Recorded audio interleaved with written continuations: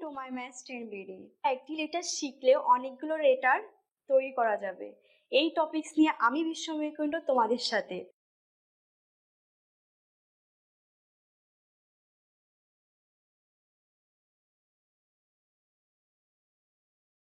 তো আমাদের টপিকসটা কি? একটা লেটার দিয়ে আমরা কিভাবে অনেকগুলো লেটার তৈরি করতে পারবো। আমরা অনেক সময় অনেকগুলো লেটার মুখস্থ করি, যার ফলে আমাদের মনে থাকে না।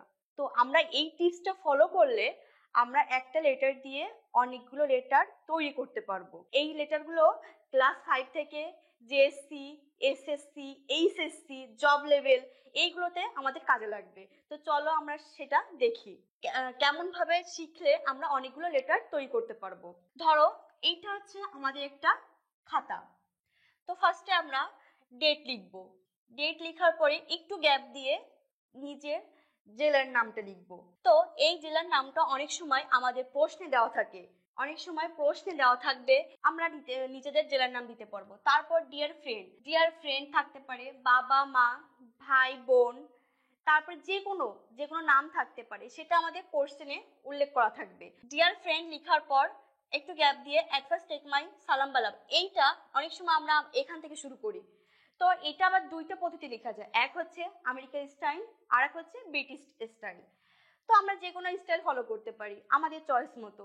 এখন এট ফার্স্ট টেক মাই সালাম বা লাভ যে কাউকে বলতে পারি। আমাদের সিনিয়র পার্সন হলে তাদেরকে আমরা সালাম দিতে পারি, বা আমাদের জুনিয়র হলে তাদের লাভ। তারপর I hope you are well, তারপরে লিখবো I am also fine. In your letter you have wanted to know about লেখার পরে আমরা যে সম্পর্কে প্রশ্নে দেওয়া থাকবে সেই সম্পর্কে লিখবো। তো কেমন থাকতে পারে, ধরো কর্ডিয়ালিটি, অ্যাওয়ার্ড, ইন্টেলেকচুয়াল সাকসেস, বা তোমার aim in life, learning English, এই সম্পর্কে জানতে চাইতে পারে।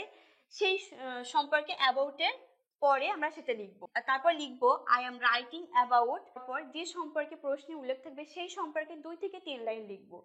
লেটারটা আহামরি বড় করে লেখার কোনো দরকার নাই।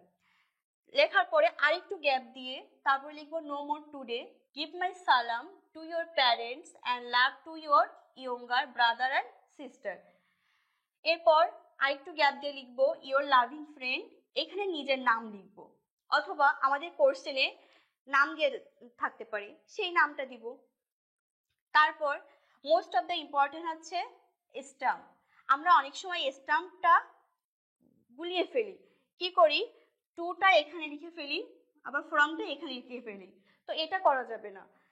এই লাভিং ফ্রেন্ডের পরে যে নামটা থাকবে সেটা হচ্ছে বাম সাইডে বসবে, আর ডিয়ার ফ্রেন্ড ওইখানে যেটা থাকবে সেটা হচ্ছে টুর পরে বসবে। তো আমরা এভাবে লিখবো। লিখার পর তারপর হচ্ছে ফোরাম দিয়ে নিজের নাম, তারপর ঠিকানা। টু দিয়ে যে বন্ধুর কাছে বা যে রিলেটিভসদের কাছে আমি যে লেটারটা লিখবো তার নাম, তার ঠিকানা। এরপর আমাদের লেটারগুলো কিভাবে আসতে পারে বা কোন সম্পর্কে আসতে পারে, বিগত বছরের বোর্ড প্রশ্ন চেক করলে আমরা দেখতে পারবো যে এই টাইপের লেটারগুলো ঘুরিয়ে ফিরিয়ে বারবার আসে। তো কেমন, দেখা গেল অভিনন্দন জানাতে আসতে পারে, কর্ডিয়ালিটি সম্পর্কে আসতে পারে, অ্যাওয়ার্ড, তারপর intellectual success, new year, birthday, এইসব সম্পর্কে আসতে পারে। তারপর 2 নম্বর কাউকে দাওয়াত দিতে, যেমন অ্যানিভার্সারি আরেকটা সিনোনিম হতে পারে ম্যারেজ সিরিমনি, এটাও আসতে পারে। বার্থডে গ্যাদারিং বা বার্থডে পার্টি, এক্সকারশন, এই সম্পর্কেও আসতে পারে।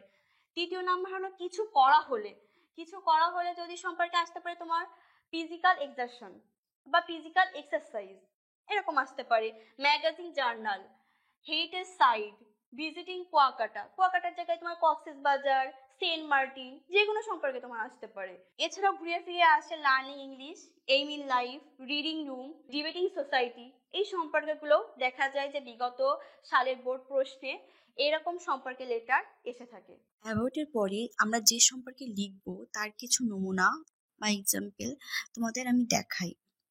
এই এক্সাম্পলগুলো আমরা বিভিন্ন কম্পিটিটিভ এক্সামে লিখতে পারবো। তো আমাদের এই 2 থেকে 4 লাইনের এই লেখা বা এই ক্যাপাবিলিটি আমাদের থাকতে হবে, যেন আমরা যে কোনো পরীক্ষায় আমরা 2 থেকে 4 লাইন লিখে একটা ভালো মার্কস আশা করতে পারি। তো ফার্স্ট টপিকস হচ্ছে congratulation on brilliant result.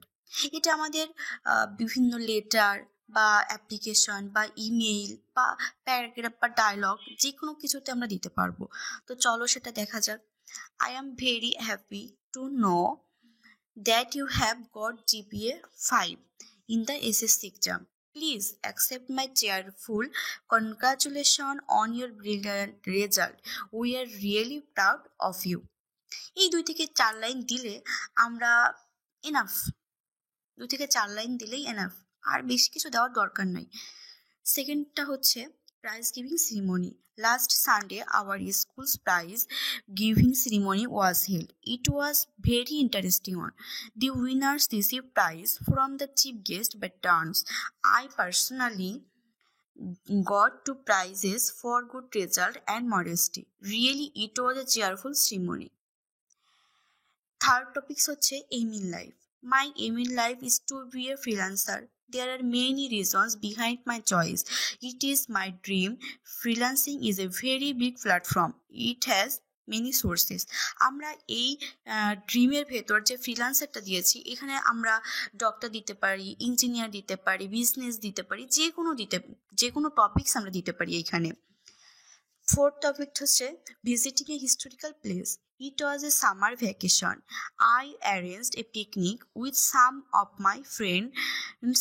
We chose to go to Sonargaon. We passed by bus. Sonargaon is a place of historical interest. It was once the capital of Bangla. We enjoyed the picnic, but sadly we missed you so much. But next time, hopefully better. তো আমরা যদি এরকম 4 থেকে 5 line বা 2 থেকে 4 line যদি আমরা letter লিখি, তো আমাদের এনাফ, আর কিছু দেওয়া লাগবে না। এটাই আমাদের অনেক ভালো একটা মার্কস এনে দিবে। তো আমাদের যে কোনো পরীক্ষায় এই 2 থেকে 4 লাইন লিখার ক্যাপাবিলিটি থাকতে হবে। তো তোমরা এইগুলো ভালোভাবে শিখবা, যেন লিখতে পারো যে কোনো পরীক্ষায়, যে কোনো কিছুই দিলে, যে কোনো লেটার, ইমেল বা অ্যাপ্লিকেশন দিক না কেন, আমরা লিখে আসতে পারি সেরকমভাবে দক্ষতা অর্জন করার চেষ্টা করব। আমরা অনেক সময় পরীক্ষার খাতায় এইখান থেকে লেটারটা লিখি। তো এইখানে লেটার যদি লিখি, অপর পেজে যাওয়া যাবে না, কারণ স্যাররা অনেক সময় এই পেজে লেখার পর অপর পেজ উল্টে দেখে না। তো আমাদের মার্কস অনেক সময় কমে যেতে পারে।